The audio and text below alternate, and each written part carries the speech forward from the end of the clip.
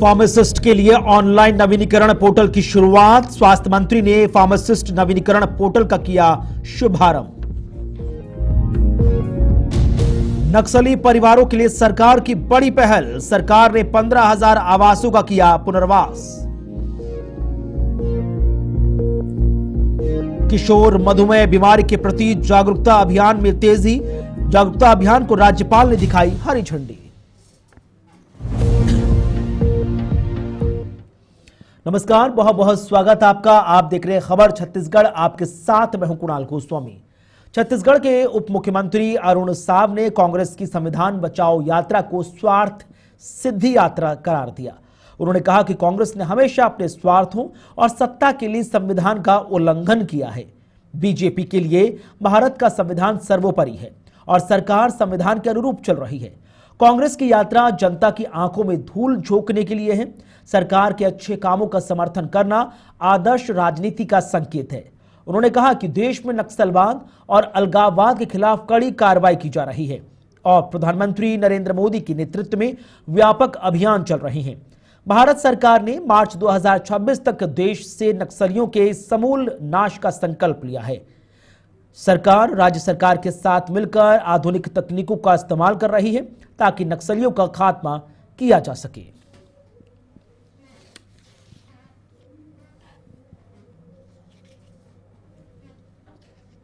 निश्चित रूप से ये एक बार संदीप साहू को नेता प्रतिपक्ष बनाया, बाद में उनके स्थान पर दूसरे को बना दिया।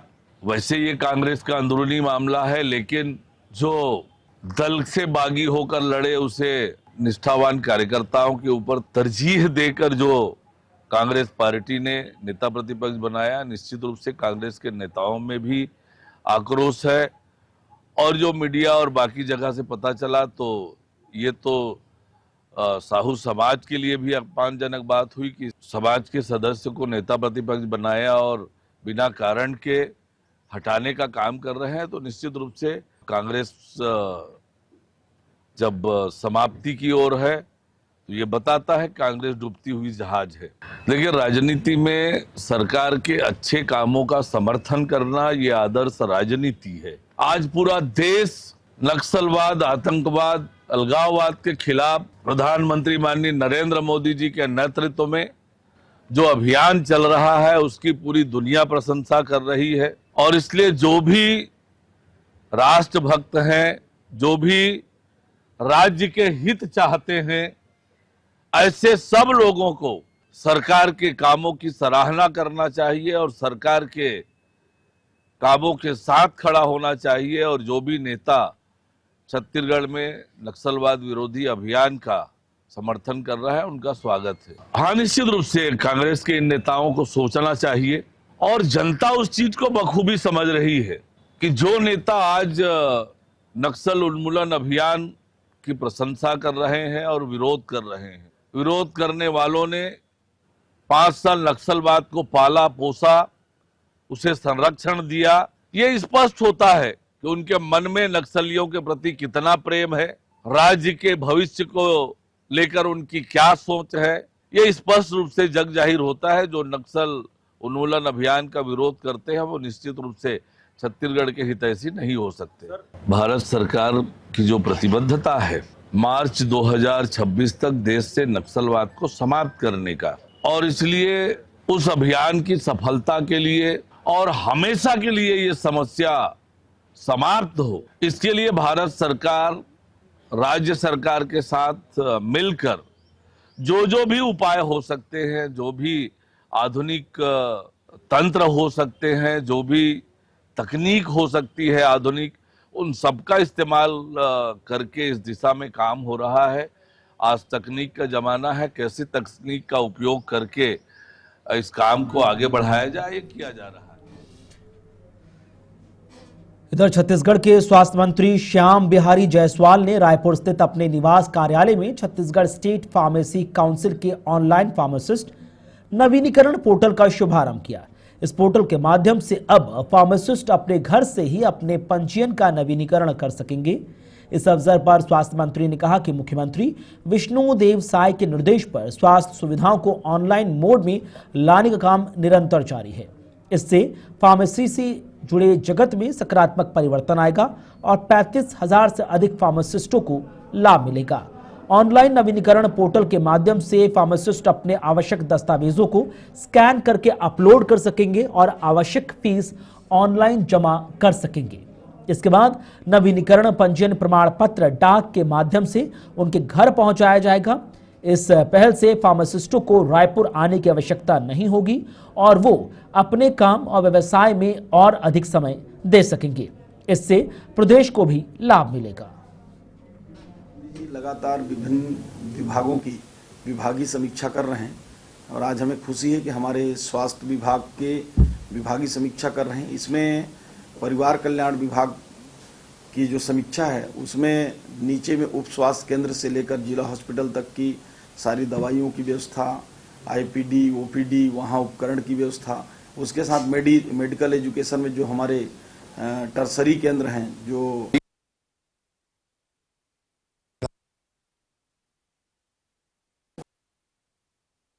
मुख्यमंत्री जी लगातार विभिन्न विभागों की विभागीय समीक्षा कर रहे हैं कि जो समीक्षा है उसमें नीचे में उप स्वास्थ्य केंद्र से लेकर जिला हॉस्पिटल तक की सारी दवाइयों की व्यवस्था, आईपीडी, ओपीडी, वहाँ उपकरण की व्यवस्था, उसके साथ मेडिकल एजुकेशन में जो हमारे टर्सरी केंद्र हैं, जो 10 मेडिकल कॉलेज के हॉस्पिटल हैं, 10 मेडिकल कॉलेज की जो शिक्षकीय व्यवस्था है और साथ ही साथ जो नर्सिंग कॉलेज हैं, फिजियोथेरेपी कॉलेज हैं, डेंटल कॉलेज हैं और हमारे फार्मेसी के जो संस्थान हैं, उसके साथ साथ जो आयुर्वेद के हमारे कॉलेज हैं, होम्योपैथिक के हैं, इन सारी की समीक्षा के साथ साथ जो भारत सरकार से चलाए जा रहे एनएचएम के माध्यम से जो योजनाएं हैं और हमारे जो फूड और ड्रग्स के माध्यम से जो खाद्य सुरक्षा विभाग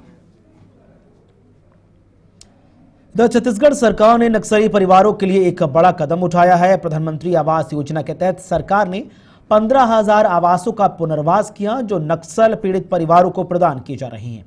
छत्तीसगढ़ के गृह मंत्री विजय शर्मा ने बताया कि नियमों के अनुसार ये आवास 2011 की सूची के अनुसार मिलने थे, लेकिन राज्य सरकार के आग्रह पर केंद्र सरकार ने विशेष रूप से नक्सली परिवारों के लिए 15,000 आवासों की स्वीकृति दी है। गृह मंत्री ने कहा कि बस्तर में चल रहे नक्सलियों के खिलाफ ऑपरेशन का मुख्य उद्देश्य क्षेत्र का समग्र विकास सुनिश्चित करना और लाल आतंकवाद को समाप्त करना है। सरकार समाज के सभी वर्गों के सहयोग से काम कर रही है ताकि सुरक्षा की स्थिति को सुदृढ़ किया जा सके और स्थानीय लोगों के जीवन स्तर में सुधार लाया जा सके। सरकार का उद्देश्य नक्सल पीड़ित परिवारों को सहारा प्रदान करना और उन्हें सुरक्षित आवास उपलब्ध कराना है। इस कदम से न केवल नक्सली परिवारों को लाभ मिलेगा बल्कि क्षेत्र के विकास में भी सहयोग प्राप्ति होगी। मंत्री आवास सामान्यतः मतलब अनिवार्यतः उनको ही मिलता है जिनका नाम 2011 की सर्वे सूची में है और उसको पंचायत ने अनुमोदित कर दिया है, ग्राम सभा ने, और साथ ही साथ आवास प्लस की सूची में जो 2015-16 में बना है उसमें अगर नाम है तभी प्रधानमंत्री आवास मिलता है। परंतु छत्तीसगढ़ की परिस्थितियों के आधार पर जब माननीय मुख्यमंत्री जी के साथ हम लोगों ने आग्रह किया केंद्र से, माननीय अमित शाह जी से, माननीय शिवराज सिंह जी से, कि हमको हमारे परिस्थितियों के अनुरूप जो नक्सल पीड़ित परिवार है अगर उनका नाम नहीं है उन सूचियों में फिर भी हम उनको देना चाहते हैं और इसको ज़रूर दिया जाए विशेष परिस्थितियों को ध्यान में रखते हुए। साथ ही साथ ऐसे लोग जो नक्सलवाद में पहले थे परंतु अभी उन्होंने पुनर्वास किया है उनको भी प्रधानमंत्री आवास दिया है। कांग्रेस नेता चरणदास महंत ने बस्तर में चल रहे नक्सली अभियानों पर बयान जारी किया। उन्होंने कहा कि नक्सली अब आत्मसमर्पण कर रहे हैं और कुछ मारे भी गए हैं, जो एक सकारात्मक संकेत है। हालांकि उन्होंने ये भी उल्लेख किया कि निर्दोष लोग भी अपनी जान गंवा रहे हैं, जो चिंताजनक है। महंत ने कहा कि बस्तर को नक्सली मुक्त कराने की दिशा में ठोस कदम उठाए जाने चाहिए और वहां शांति स्थापित होनी चाहिए। उन्होंने कहा कि बस्तर के लोगों को इस शांति का लाभ मिलना चाहिए। यदि नक्सलियों को समाप्त करने के बाद बड़े उद्योगपतियों को क्षेत्र में खनिज संसाधनों का ठेका दिया जाए तो इससे स्थानीय समुदाय के हितों पर खतरा पैदा हो सकता है। जनहित और स्थानीय विकास को प्राथमिकता दी जानी चाहिए। सरकार का प्राथमिक उद्देश्य पहले बस्तर क्षेत्र में शांति स्थापित करना है, इसके बाद क्षेत्र के विकास की ओर अग्रसर होंगे। उन्होंने कहा कि बस्तर में शांति स्थापित किए बिना आर्थिक विकास और औद्योगिक विस्तार संभव नहीं है कि नक्सली सरेंडर भी कर रहे हैं, नक्सली मारे भी जा रहे हैं और कुछ हमारे निर्दोष लोग भी गांव के मारे जा रहे हैं। हम लोगों को अच्छा लग रहा है कि बस्तर शांत होने जा रहा है। हमारा एक ही निवेदन है, एक ही प्रार्थना है, बस्तर को आप नक्सल मुक्त कराइए, हम सब साथ हैं। बस्तर में शांति लाइए, हम सब साथ हैं। बस्तर के जो शांति आने वाली है या आएगी उसको उसका लाभ बस्तर के लोगों को मिलना चाहिए। ऐसा नहीं है कि बस्तर से आप नक्सली मुक्त करा दो, बस्तर में शांति ला दो और बड़े बड़े उद्योगपतियों को वहाँ जितने भी खनिज हैं उसके ठेका दे दो। उस समय हम लोग विरोध करें। विधानसभा के सदस्यों को अनुभव नहीं है या डर हमारे कुछ मुद्दा नहीं उठा रहे हैं? नहीं, जब तक हमारा काम पक्ष के लोग ही कर रहे हैं तब तक हम लोग क्यों कहें। जब वो करना बंद कर देंगे तो हम लोग करें। चलिए, कब छत्तीसगढ़ी कहावत है, कब बाबा मरित बड़ा खाबो, इसी की तो बेरा है भाई वो बात में। उसमें समय मतलब उस आप कल क्या होने वाला है, परसों क्या होने वाला है, भाई आज का तो पहले स्पष्ट कर लें, फिर आगे देखा जाएगा। मैं किसी भी उद्योग को के विरोध को मैं नहीं सोचता हूं कि उचित है, करना चाहिए। क्या आज भी उद्योग नहीं है? क्या एनएमडीसी, एसआर आदि कंपनियां वहां आज नहीं काम कर रही हैं? क्या माइनिंग के काम आज वहां नहीं हो रहे हैं? क्या विभिन्न तरह के काम आज वहां नहीं हो रहे हैं? सब कुछ हो रहे हैं। हाँ, बस्तर मॉडल लागू होना चाहिए, मैं उसका अपील करता हूँ। मैं बिल्कुल ये बात सोचता हूँ कि ऐसे होना चाहिए, मतलब उसमें वो चीज़ें आनी चाहिए जो वहाँ पे स्थानीय लोगों के फायदे की। इधर छत्तीसगढ़ कांग्रेस ने अपनी संविधान बचाओ यात्रा की नई तिथि निर्धारित की है, जो अब 8 तारीख को आयोजित की जाएगी। इससे पहले यात्रा को अनिश्चितकाल के लिए स्थगित कर दिया गया था। पीसीसी अध्यक्ष दीपक बैज ने बताया कि प्रदेश के विभिन्न जिलों में स्थानीय मुद्दों के समाधान के लिए 1 दिवसीय न्याय यात्रा निकाली जाएगी। इस यात्रा का उद्देश्य स्थानीय मुद्दों को उजागर करना है जो जनता की आवश्यकताओं से संबंधित है। बैच ने राज्य में स्वास्थ्य व्यवस्थाओं की गंभीर स्थिति पर चिंता जाहिर की। उन्होंने कहा कि लोग निजी अस्पतालों का सहारा लेने को मजबूर हैं, जबकि अधिकांश प्राइवेट अस्पताल आयुष्मान कार्ड को स्वीकार नहीं करते। बैच ने बस्तर क्षेत्र में नक्सलवादी गतिविधियों से संबंधित मुद्दों पर गृह मंत्री से बातचीत करने की आवश्यकता पर जोर दिया। उन्होंने सुझाव दिया कि गृह मंत्री को उनके साथ संपर्क स्थापित करना चाहिए ताकि इस जटिल मुद्दे पर गंभीरता से चर्चा की जा सके।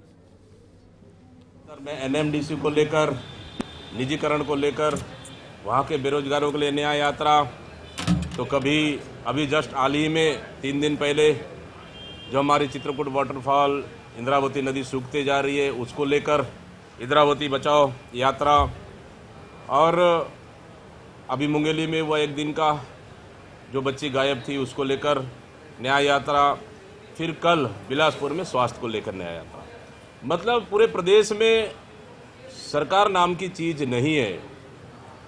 स्वास्थ्य, शिक्षा, कानून व्यवस्था प्रदेश में सबसे महत्वपूर्ण डिपार्ट है, लेकिन सरकार नाम की चीज़ है नहीं, सरकार से संभल नहीं रही है। इसलिए कांग्रेस कमेटी को जनता के हित में इस तरह की यात्राएं करनी पड़ रही है, और कल बेहतर और शानदार रहा है बिलासपुर में स्वास्थ्य न्याय यात्रा। और आज जो बैठक हम लोग का रखा गया है कि आने वाला समय में संविधान बचाओ यात्रा हो। छत्तीसगढ़ के मुख्यमंत्री विष्णुदेव साय ने नवा रायपुर में एआई डाटा सेंटर पार्क का शिलान्यास किया। इस अवसर पर उद्योग मंत्री लखनलाल देवगन और वित्त मंत्री ओपी चौधरी उपस्थित रहे। मुख्यमंत्री ने कहा कि छत्तीसगढ़ की उद्योग नीति से देश भर के और विदेश भर के उद्यमी आकर्षित हो रहे हैं। उन्होंने बताया कि 4.30 लाख करोड़ से ज्यादा का निवेश प्रस्ताव प्राप्त हुआ। AI data centre park Chhattisgarh के लिए सूचना और प्रौद्योगिकी के क्षेत्र में एक बड़ी क्रांति है। इससे 200 से ज्यादा लोगों को रोजगार प्राप्त होगा। मुख्यमंत्री ने कहा कि एआई डाटा सेंटर पार्क विकसित भारत छत्तीसगढ़ में बहुत सहयोग करेगा। राज्य उत्सव के दिन इसका लोकार्पण किया जाएगा। रैंक बैंक कंपनी के सीईओ नरेंद्र सेन ने कहा कि छत्तीसगढ़ में डेटा सेंटर के लिए पावर इंपोर्टेंट है, जो उनके लिए फायदेमंद है। लोगों ने एक बहुत अच्छी नई उद्योग नीति लॉन्च किया है और उसका असर छत्तीसगढ़ में दिख रहा है। अभी नई उद्योग नीति लॉन्च करने के बाद दिल्ली, मुंबई, बेंगलुरु, रायपुर में सबमिट किए हैं, लेकिन इतने कम दिनों में ही हमारे प्रदेश की उद्योग नीति से प्रभावित होकर देश भर के और विदेश के भी उद्यमी हम जैसे कि रेक बैंक बाकी प्रदेशों में भी है और यहाँ पे जो प्रोएक्टिवनेस ब्यूरोक्रेटिक्स में दिखी, पॉलिसी सपोर्ट दिखा, डेटा सेंटर के लिए जो क्रिटिकल होता है वो पावर होता है और इस स्टेट में पावर सरप्लस है क्योंकि डेटा सेंटर बिना पावर के तो चलेगा नहीं, तो ये एक बहुत पॉजिटिव साइन था हमारे लिए यहाँ आना। इधर पुलिस अधीक्षक सूरज सिंह परिहार ने थाना दुगली का आकस्मिक निरीक्षण किया। इस दौरान उन्होंने थाना भवन, थाना परिसर, मालखाना, बंदीगृह, कंप्यूटर कक्ष, रोजना मचा सहित रजिस्टर का निरीक्षण किया। पुलिस अधीक्षक ने थाना आने वाले फरियादी या शिकायतकर्ता से शिष्टाचार में रखने के निर्देश दिए। उन्होंने थाने के लंबित अपराधों, शिकायत मर्ग और लंबित मामलों का शीघ्र निराकरण करने के निर्देश दिए। पुलिस अधीक्षक ने कर्मचारी गिरफ्तारी वारंट आदिम तामिल को तस्दीक न करने से थाना प्रभारी सौन प्रकाश नाग को कारण बताओ नोटिस जारी किया। पुलिस अधीक्षक ने अपराध नियंत्रण के लिए पुलिस टीम को सतर्क रहने के निर्देश दिए हैं।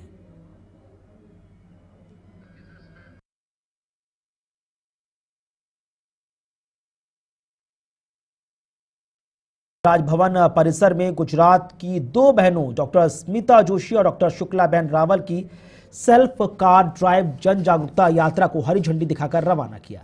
ये यात्रा किशोर मधुमेह यानी कि टाइप 1 डायबिटीज के प्रति जागरूकता फैलाने के उद्देश्य से निकली है। राज्यपाल डेका ने इस सामाजिक पहल की सराहना की और दोनों डॉक्टर्स को शुभकामनाएं दी। डॉक्टर स्मिता जोशी और डॉक्टर शुक्लाबेन रावल ने बताया कि वो साल 2018 से भारत में किशोर मधुमेह से पीड़ित बच्चों के हित के लिए कार्य कर रहे हैं। उनका उद्देश्य है कि हर जिले के शासकीय अस्पताल में NCD क्लिनिक की तर्ज पर टाइप 1 डायबिटीज के लिए समर्पित क्लिनिक की स्थापना हो।